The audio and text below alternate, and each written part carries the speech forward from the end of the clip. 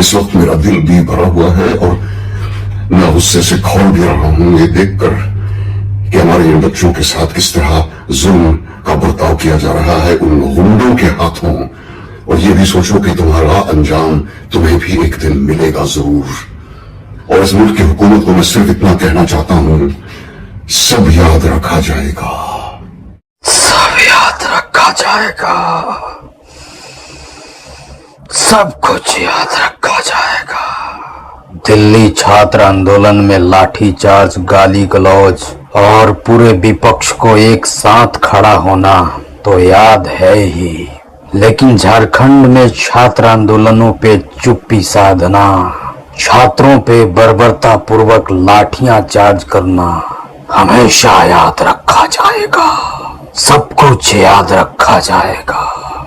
गुजरात का गोधरा कांड तो याद ही है, लेकिन 20,000 सिखों और 40 लाख हिंदुओं की हत्या हमेशा याद रखा जाएगा, सब कुछ याद रखा जाएगा।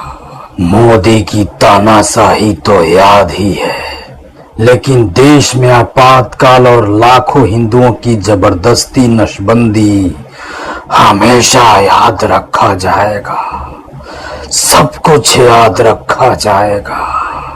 धारा 370 तो याद ही है, लेकिन 370 लगाना, पीओके और अक्साई चीन को गिफ्ट में दे देना और कश्मीर से पलायन हिंदुओं का हमेशा याद रखा जाएगा, सब कुछ याद रखा जाएगा।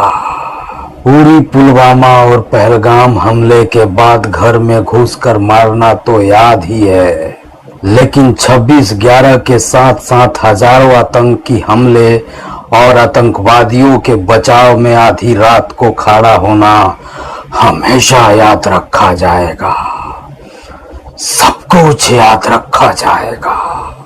बाबरी विध्वंस तो याद ही है, लेकिन राम मंदिर के खिलाफ खड़ा होना सब याद रखा जाएगा, सब कुछ याद रखा जाएगा। महात्मा गांधी की हत्या तो याद ही है, लेकिन इंदिरा, सुभाष चंद्र बोस और लाल बहादुर शास्त्री की हत्या हमेशा याद रखा जाएगा, सब कुछ याद रखा जाएगा।